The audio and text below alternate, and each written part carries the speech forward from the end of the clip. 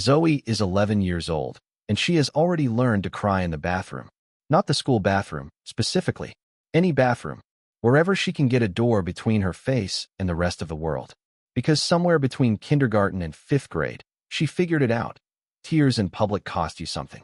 Her dad, Ryan, who loves her, who's trying, still said it once. Come on, Z. You're tougher than this. He said it the way people say things they were also told. Now consider Elena. 48 years old, tenured professor, 3 published academic books, student evaluation average of 4.9 out of 5. This morning, she cried in her parked car before walking into a lecture hall of 83 students. Not because her life is unraveling. Because a song came on the radio that reminded her of her son Liam. Away at school, 3 states away, and the feeling didn't ask for permission before it arrived. She checked the mirror, wiped her eyes, and walked in like a professional. Which she absolutely is. Here's the thing nobody told Zoe, and nobody told Elena, and nobody is telling the roughly 1 in 5 people walking around right now with the same nervous system wiring. Crying easily is not emotional instability. It is a neurological signature, documented, measured, and consistently misread by everyone, including the people who have it. Today we're fixing that. And yes, science is about to take the side of the person who cried at a dog food commercial last Tuesday. Let's start with the actual question. Why do some people cry more easily than others? The answer is not unresolved trauma, though sure, that exists too. It's not immaturity. It is not, and we need to be clear about this, weakness. The answer is in how certain nervous systems are fundamentally structured to receive and process the world. In the 1990s, psychologist Dr. Elaine Aron introduced a concept that would quietly reframe everything. The highly sensitive person, or HSP. Her research identified a trait, present in roughly 15 to 20% of the population, defined by deeper neurological processing of sensory and emotional information. Not a disorder, not a diagnosis. A trait, stable, cross-cultural, and documented across every demographic researchers have thought to look at. Marcus is 24, a software engineer, and the kind of person his team describes as unflappable. Never raises his voice in stand-ups. Never visibly reacts when a sprint goes sideways. Definitely does not cry in professional settings.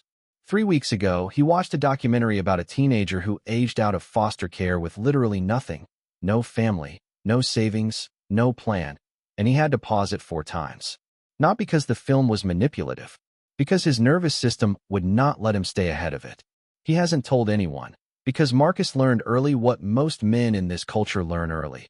Emotional visibility is a liability you cannot afford to carry into a room where people are deciding what you're worth. Here's what Marcus doesn't know about his own brain, and probably should. A 2014 neuroimaging study published in Brain and Behavior found that highly sensitive individuals show significantly greater activation in brain regions associated with awareness, empathy, and emotional processing, particularly the insula and the anterior cingulate cortex, compared to non-sensitive counterparts. His brain is not broken. It is running a more expensive program. Think of it this way. If the average person's emotional processing is standard definition, the highly sensitive person is running 4K. Every signal arrives sharper, fuller, more completely, which sounds great until you realize it also means every sad documentary hits like an IMAX film your body did not budget for. The same amplification applies to beauty, by the way. Music in the right key. A stranger's small, unremarkable act of generosity. The specific quality of light on a late October afternoon. These are not weak responses. They are high-fidelity reception in a world that was not designed with volume controls. And there is one more thing this high-resolution processing does that almost nobody talks about. It doesn't let go quickly. Most people feel an emotion, process it, and move forward. The signal rises, peaks, and fades, sometimes within hours.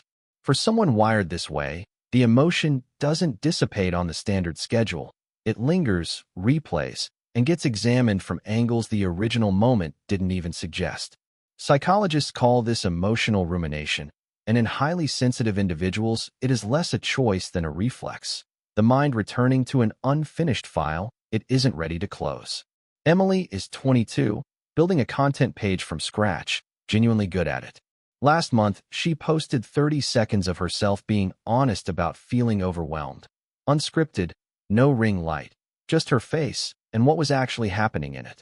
She cried once, briefly, and kept talking. The comments split almost perfectly down the middle. Half said, "This is exactly what I needed to see." The other half said some version of, "She's too emotional to be credible." She deleted the video 72 hours later. She has not posted anything personal since. Here is the content strategy nobody taught Emily. The video that got deleted was saved by over 30,000 people before it came down. 30,000 people who saw a 22-year-old cry for 4 seconds and thought, "Finally, something real." Meanwhile, Zoe, who is 11 and therefore on TikTok despite every intention Ryan had, found that video before it disappeared, saved it to a private folder she has named, with the devastating accuracy of an 11-year-old, stuff that makes sense. Both of them now carrying the same lesson from opposite ends of the algorithm. Emotional visibility is a vulnerability you manage, not a signal worth trusting. Both of them wrong, but understandably, completely, culturally wrong.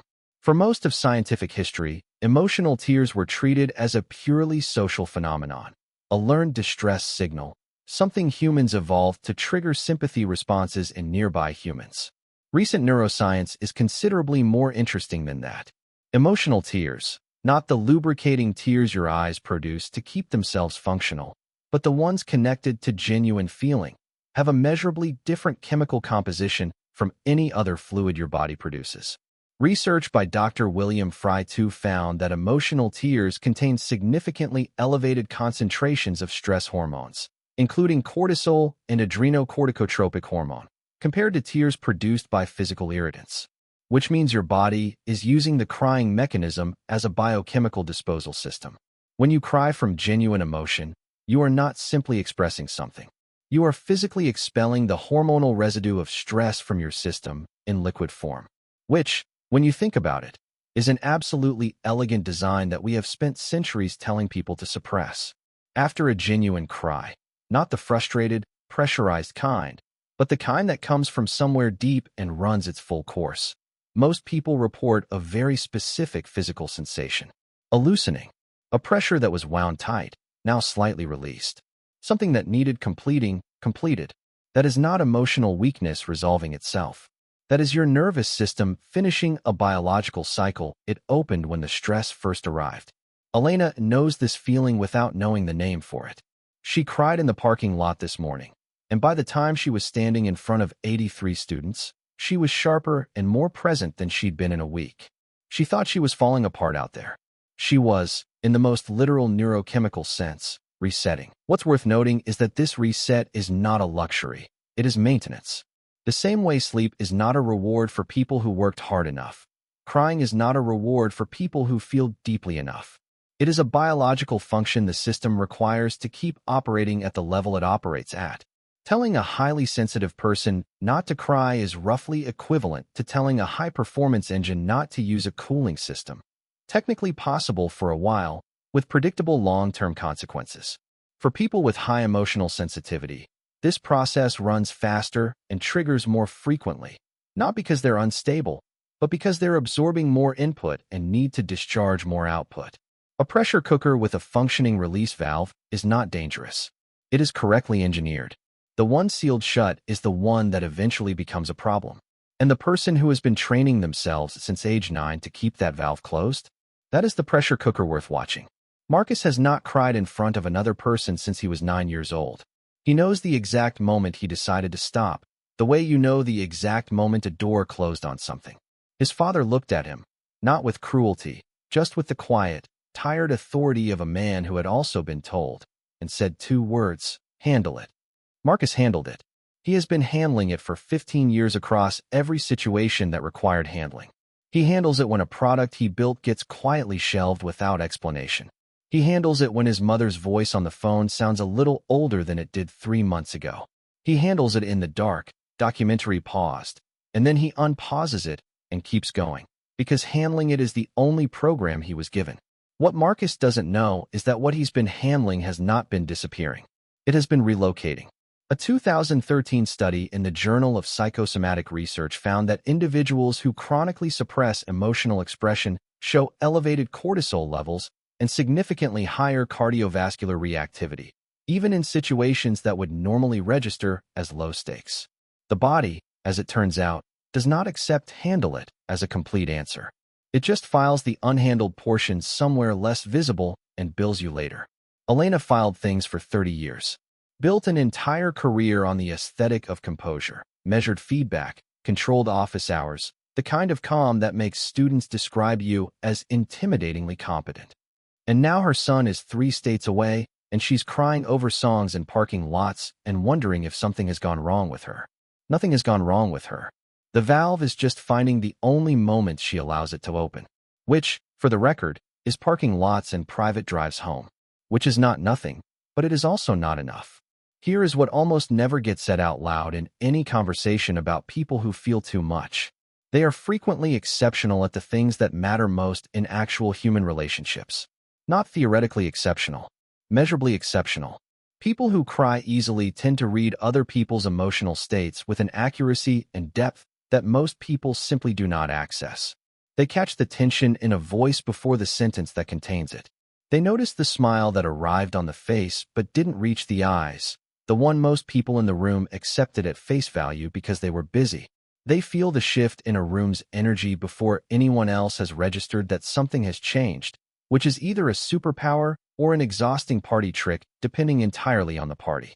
A 2018 study in personality and individual differences found that individuals scoring high on sensory processing sensitivity demonstrated significantly stronger empathic accuracy, the ability to correctly identify what another person is actually experiencing, compared to low sensitivity counterparts. Emily built 60,000 followers before age 22, not because of a content calendar, not because of a posting schedule optimized by someone with a course to sell. Because people could feel, through a screen, that she was paying genuine attention to what they were going through. That is not a content strategy. That is high emotional sensitivity doing exactly what it does best. Creating real connection in an environment that has been almost perfectly engineered to produce the appearance of connection without any of the substance. Zoe is 11 and she does not know this about herself yet. She knows she cries more than her friends. She knows she lies awake replaying conversations, checking for the moment something shifted, the word that landed wrong. She knows that when Ryan is stressed, she registers it before he speaks, something in the way he moves through the kitchen, the particular quality of his silence. She thinks this makes her too sensitive. It makes her perceptive. It also means she is going to spend years feeling things other people already moved on from, revisiting a conversation from Tuesday on a Saturday night, feeling a version of the original emotion wash back over her like the first time. Not because she is being dramatic, because the file never fully closed. And here is what she does not know yet. The same mind that won't let the painful things go also won't let the beautiful things go. The unexpected kindness, the moment something clicked, the afternoon that felt exactly right. She will carry those longer too, and they will matter more to her than they would to someone whose system clears the cache faster. Emotional depth is not comfortable. It is, however, extraordinarily generative. The people who cry at the right moment in a film are often the same people who can write the thing that makes someone else cry, who notice the detail that quietly changes a person's day, who show up at 2 a.m. and are actually present rather than performing presence. In a world that increasingly optimizes for the appearance of connection, that is not a small thing. That is increasingly a rare thing. So here is the reframe. The person who never cries, who maintains perfect composure in every room, who has mastered the performance of being unmoved, that person is not stronger. That person has simply built more walls. And walls do keep things out. But they are also famously bad at distinguishing between what should be kept out and what needed to come in. What psychology has been documenting across decades of research into sensitivity, empathy, and emotional processing is this. People who cry easily are not failing to manage their emotions. They are managing more emotion than most people are even registering. They carry more, feel longer, process deeper, and they do it constantly, in public and in private, while a culture that prizes composure tells them the very thing that makes them who they are is something requiring correction. Zoe will figure this out. Maybe sooner, if someone tells her before the world finishes the job. Elena already knows. She is just still in the process of giving herself permission to believe it. Somewhere 3 states away, Liam is also learning not to cry in front of people. Two people who love each other, learning the same lesson in separate rooms, neither one knowing the other is doing it too. Marcus is 15 years into a suppression strategy that was never going to work, and some part of him, the part that paused the documentary 4 times, has already started to figure that out. Emily is going to post the next honest video. Not because the comments will be uniformly kind, they won't be, but because 30,000 people saved the one she deleted, and she knows what that number means even when she pretends she doesn't. And the people who saved it are not waiting for her to have it all figured out. They are waiting for her to show up the way she did that one time. Imperfect, present, genuinely there. Which, it turns out, is the only thing sensitivity was ever asking permission to be. Crying easily is not a flaw requiring management. It is a neurological signature worth understanding. It means your empathy is real and activated, not performed. It means your emotional processing runs at a resolution most people never access. It means you are still, despite everything this culture does to make that inconvenient, genuinely connected to the full weight and beauty of what it actually feels like to be a person. That is not weakness wearing the wrong label.